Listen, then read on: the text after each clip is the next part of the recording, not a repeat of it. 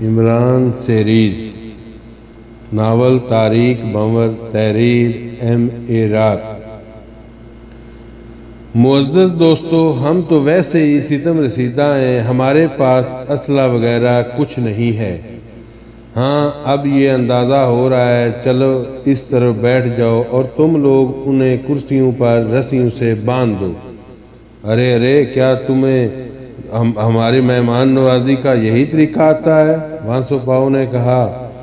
اس سے بھی بہتر مسٹر وانسو پاؤ، اس شخص نے کہا، اور وانسو پاؤ کے جبڑے بھنچ گئے اور اس نے عمران کی جانب دیکھا۔ تو یہ تمہارے رشتہ دار معلوم ہوتے ہیں وانسو پاؤ، عمران نے مسکراتے ہوئے کہا۔ وانسو پاؤ نے کوئی جواب نہیں دیا۔ وہ شخص بہت مسرور نظر آ رہا تھا۔ اس نے آگے بڑھ کر کہا، میرا نام جم کارٹر ہے وانسو پاؤ، اور تمہاری یادداشت کافی خراب ہو گئی ہے، ورنہ تم مجھے ضرور پہچان لیتے۔ وانسو پاؤ پھٹی پھٹی آنکھوں سے اسے دیکھنے لگا، پھر آہستہ سے بولا، او جم کارٹر تم؟ ہاں، تم نے جتنا پریشان کیا ہے وانسو پاؤ، شاید تمہیں کبھی معاف نہ کیا جا سکے۔ لیکن تم یہاں بہت عرصے سے تمہاری طاق میں تھے، اور ہمارا مقدر دیکھ لو کہ تم کس طرح ہمارے پاس آ گئے ہو۔ لیکن پولیس تمہارا پیچھا کیوں کر رہی تھی؟ میرا نہیں، اس بے وقوف کا پیچھا کر رہی ہے۔ یہ ایک چھوٹا سا جرم کر کے میرے پاس پناہ لینے آیا تھا اور مجھے بھی مصیبت میں ڈال دیا۔ جواب میں جم کارٹر نے ایک کہکا لگایا، پھر وہ آہستہ سے بولا، اسے تم ہماری تقدیر کے سوا اور کچھ نہیں کہہ سکتے۔ کیا تقدیر لگا رکھی ہے؟ فضول باتوں سے گریز کرو، اور یہ تم نے ہمیں باندھ کیوں دیا؟ اس لیے وانسو پاؤ کے عظیم رہنما کو تمہاری ضرورت ہے۔ ہیوٹن گارسو کو؟ وانسو پاؤ نے چونک کر کہا۔ اب اسے عظیم رہنما کے نام سے مخاطب کرو، وہ دنیا کی بقا کی جنگ لڑ رہا ہے، جم کارٹر نے جواب دیا۔ بحری قزاق، لٹیرا، ڈاکو دنیا کی بقا کی جنگ لڑ رہا ہے؟ وانسو پاؤ نے حقارت سے کہا۔ وانسو پاؤ، ہم آج بھی اس کا اتنا ہی احترام کرتے ہیں جتنا پہلے کیا کرتے تھے، اور یہ بات تمہیں معلوم ہے۔ اب اس کے بارے میں ایک لفظ بھی کہنے سے پہلے ذرا سوچ سمجھ لینا، جم کارٹر نے کھردرے لہجے میں کہا۔ میں تم پر لعنت بھیجتا ہوں، وانسو پاؤ نے نفرت سے کہا۔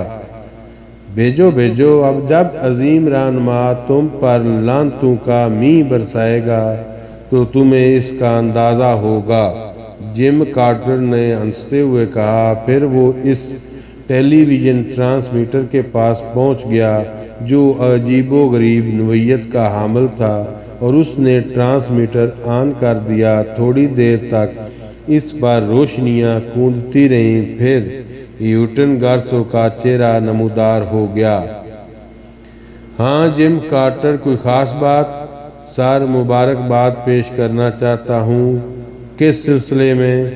وانسو پاؤ گرفتار ہو گیا ہے سر، جم کارٹر نے کہا۔ کیا واقعی؟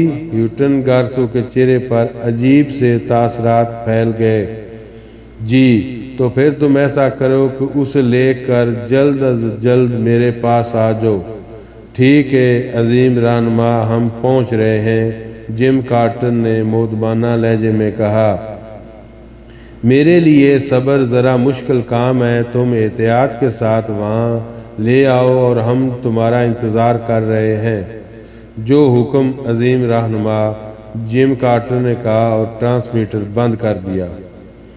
پھر وہ مسکراتی نگاہوں سے وانسو پاؤ اور عمران کو دیکھنے لگا، لیکن پھر اچانک ہی اس کے چہرے پر عجیب سے تاثرات نمودار ہو گئے۔ لیکن سوچنے سمجھنے میں دیر ہو گئی تھی۔ اندر داخل ہونے والے وہی پولیس کے جوان تھے جو عمارت سے واپس چلے گئے تھے۔ اب ان کے ہاتھوں میں پستول دبے ہوئے تھے اور ان کا رخ ان کی جانب تھا۔ جم کارٹر نے فوراً ہی کچھ کارروائی کرنے کا ارادہ کیا، تو ان لوگوں نے بے درے گولیوں کی بارش کر دی۔ جم کارٹر کے 6 آدمی فوراً ہی ہلاک ہو گئے۔ جم کارٹر نے ان لوگوں کی کرسیوں کے پیچھے پناہ لی تھی۔ پھر اس نے کہا، خبردار، میں ان کا بھیجا اڑا دوں گا، تم لوگ اپنے ہتھیار پھینک دو۔ لیکن جم کارٹر کے فرشتوں کو بھی یہ احساس نہیں تھا کہ کرسی پر بیٹھا ہوا دوسرا آدمی کن صلاحیتوں کا مالک ہے۔ بدقسمتی سے وہ عمران ہی کی کرسی کے پیچھے تھا۔ اچانک عمران نے اپنی کرسی کو زور سے پیچھے کو دھکا دیا اور جم کارٹر اپنا توازن برقرار نہ رکھ سکا۔ عمران کی دونوں لاتیں اس کے ہاتھ پر پڑی تھیں اور پستول اس کے ہاتھ سے نکل کر دور جا گرا تھا۔ وہ خود کرسی کے نیچے دب گیا۔ عمران پلٹ کر اس کے اوپر آ رہا اور پولیس والے ان لوگوں کے قریب پہنچ گئے۔ باقی 3 افراد وہیں کھڑے رہے۔ جم کارٹر کو قابو میں کر لیا تو عمران چیخ کر بولا، خبردار، یہ مرنے نہ پائے، اور جم کارٹر کو ان لوگوں نے اپنے قبضے میں کر لیا۔ یہ کیا بدتمیزی ہے؟ میں ایک معزز آدمی ہوں، تم معمولی سے پولیس والے مجھے کیوں گرفتار کر رہے ہو؟ جم کارٹر تیز لہجے میں بولا، لیکن جواب میں عمران نے کہکا لگایا اور کہنے لگا، اماں مجھے تو کھول دو، یہ کیا بے مروتی ہے؟ تب نعمانی نے بڑھ کر عمران اور وانسو پاؤ کی رسیاں کھول دیں۔ عمران نے ہاتھوں کو مسلتے ہوئے کہا، باہر کی کیا پوزیشن ہے؟ 5 آدمی تھے، مجبوراً انہیں ہلاک کرنا پڑا۔ کیا؟ جم کارٹر کے حلق سے دہشت زدہ آواز نکلی۔ ہاں، میرا خیال ہے مائی ڈیئر جم کارٹر، یہاں تمہاری اس عبادت گاہ میں صرف اتنے ہی افراد تھے۔ وانسو پاؤ، تو جانتا ہے کہ عظیم رہنما اپنے ہر انسان کے بدلے 1,00,000 انسانوں کا خون کر سکتا ہے۔ ہاں میں جانتا ہوں، لیکن اس عظیم رہنما کا خون اب ہم پر قرض ہے۔ وانسو پاؤ نے کہا اور جھک کر ان لوگوں کو دیکھنے لگا جو گولیوں سے زخمی ہوئے تھے اور ان کا خون زمین پر بہہ رہا تھا۔ پھر اس نے آہستہ سے کہا، بڑے کارگر نشانے تھے، سب ہلاک ہو چکے ہیں، اس کے بغیر چارہ کار نہیں تھا۔ ڈیئر وانسو پاؤ، عمران نے کہا، یہ مجبوری نہیں بلکہ ایک کارنامہ ہے جو ان لوگوں نے سر انجام دیا ہے۔ وانسو پاؤ بولا اور پھر کہنے لگا، ہاں جم کارٹر، اب تم ہی سے امیدیں وابستہ ہیں۔ پہلے یہ بتاؤ کہ یہاں سے جزیرے پر جانے کے لیے وہ اسٹیمر کہاں موجود ہے؟ کیا تم گھاس کھا گئے ہو؟ میں تمہیں بتاؤں گا۔ ڈیئر وانسو پاؤ، اب کچھ ذمہ داریاں مجھے بھی تو دے دو، عمران نے کہا اور جم کارٹر کے قریب پہنچ گیا۔ پھر جم کارٹر کو یہ احساس نہیں ہو سکا کہ اس کے ساتھ کیا سلوک ہوا۔ اچانک ہی عمران اس کے جسم سے چمٹ گیا اور اس نے جم کارٹر کو نیچے گرا لیا تھا۔ وہ رگیں ایسی تھیں جن کے دباؤ سے پورے بدن میں درد کی لہریں دوڑنے لگی تھیں، اور یہ عمران کا ایک مخصوص طریقہ کار تھا۔ جم کارٹر کے حلق سے چیخیں نکلنے لگیں، یہ تشدد کا نیا طریقہ ہے جو میری دریافت ہے، اور اب تم صرف سچ بولو گے ورنہ تمہارے جسم کی ساری رگیں پھٹ جائیں گی۔ عمران گرایا، چھوڑو، خدا کے واسطے چھوڑو۔ جم کارٹر کے حلق سے چیخیں نکلنے لگیں، نہیں ڈیئر، خدا سے تمہارا کوئی تعلق نہیں، صرف اس اسٹیمر کی بات کرو۔ ارے وہ یہاں سے کچھ فاصلے پر موجود ہے۔ کیا اس میں آٹو اسٹیئر لگا ہوا ہے؟ وانسو پاؤ نے پوچھا۔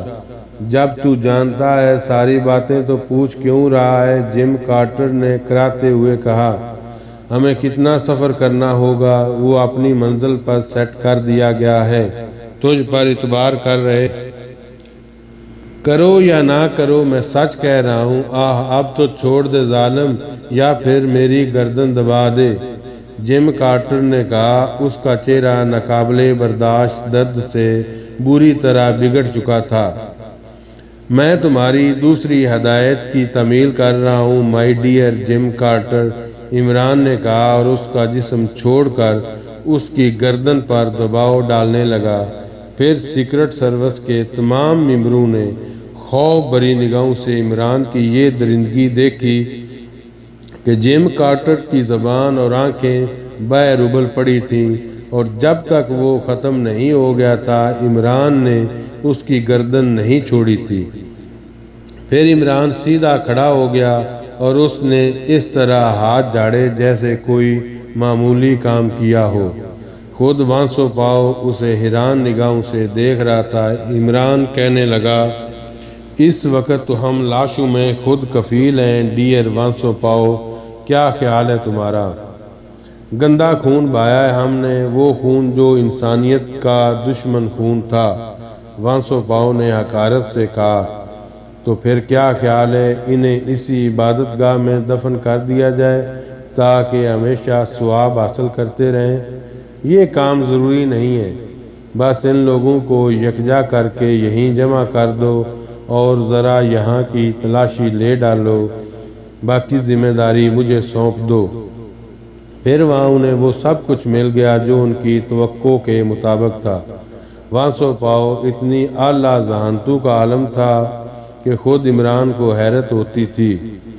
غوطہ خوری کے لباس، آکسیجن سلنڈر اور ایسی تمام چیزیں جو زیر سمندر استعمال ہو سکتی تھیں، ان کا یہاں موجود ہونا لازمی امر تھا۔